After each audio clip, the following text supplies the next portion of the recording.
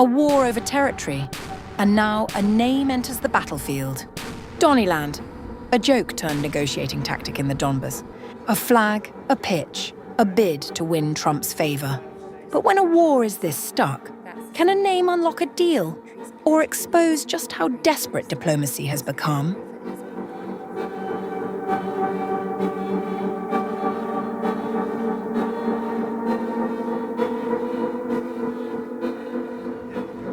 In recent Ukraine peace talks, officials from Ukraine reportedly floated an unusual proposal to nickname a contested part of the Donbas as Donnyland, in the honor of US President Donald Trump.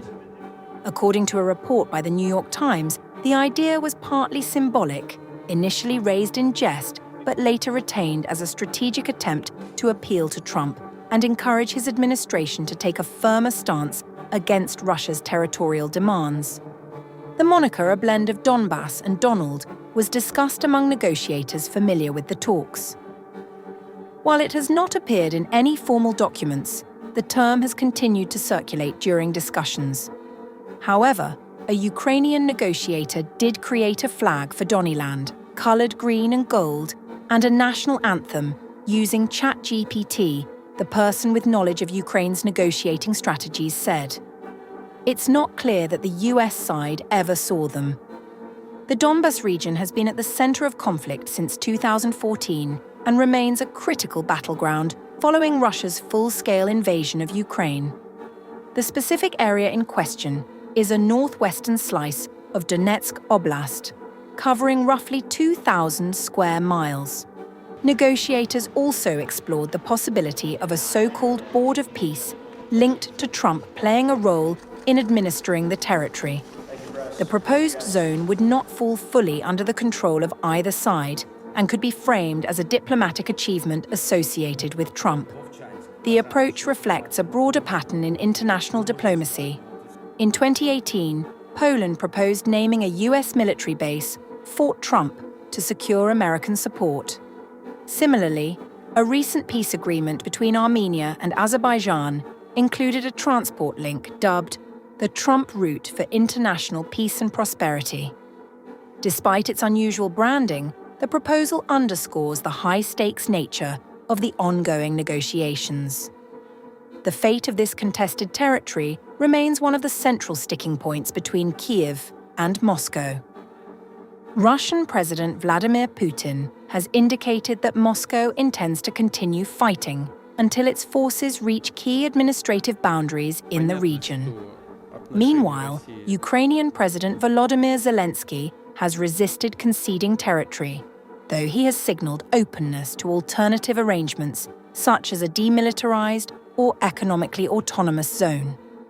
Estimates suggest around 190,000 people currently live in the proposed area, though some assessments place the number significantly lower. The region remains close to the front line, with infrastructure heavily damaged and economic activity limited. The talks themselves have continued behind closed doors, even as US negotiators focus on other global crises. Trump, who once pledged to end the war within 24 hours, has spent over a year attempting to broker a deal, though progress has been limited. Analysts suggest the Donnyland proposal may be an attempt by Ukraine to secure stronger backing from Washington by framing any agreement as a political win for Trump. Yet, despite creative diplomacy and shifting proposals, neither side has shifted its core position on territorial control. What began as a light remark now sits at the heart of a deadlocked negotiation, where symbolism meets strategy, and even a name can carry the weight of war.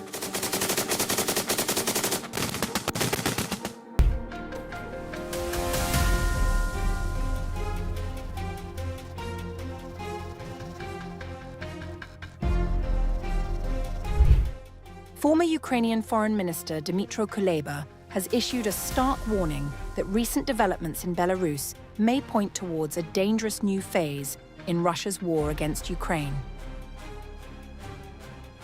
In a 13-minute video published on YouTube on April 18th, Kuleba said the issue has once again exploded into the information space, but stressed that these developments are not sudden. Instead, he described them as part of a gradual process dating back to February 2022, when Belarus allowed Russia to use its territory to launch the full-scale invasion of Ukraine from the north. Although Belarusian troops did not directly enter combat, the former Ukrainian minister argued that Minsk had already acted as an accomplice. Now, 4 years on, he sees signs that Belarus could be preparing for a more active role. Kuleba outlined 5 developments which, taken together, suggest increasing military readiness under Russian supervision. First, he pointed to continuous combat training of Belarusian army units, with Russian instructors and commanders. The first is the continuous combat training of Belarusian army units, with Russian instructors, coordinators and commanders involved in the process. On its own, military readiness exercises are not unusual, but in the broader context, they take on greater significance. Next, he highlighted an increased emphasis on overall mobilization readiness, extending beyond the armed forces to include reservists. Second, Belarusian authorities have placed increasing emphasis on the country's overall mobilization readiness, not just the preparedness of its armed forces.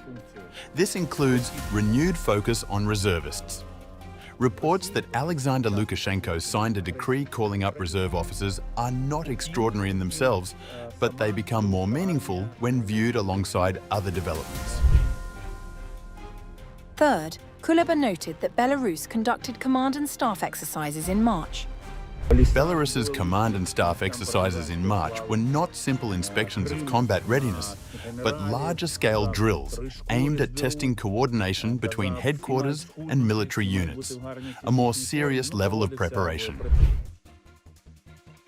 The fourth factor, as per Kuleba, is the strengthening of Belarus's air defense system.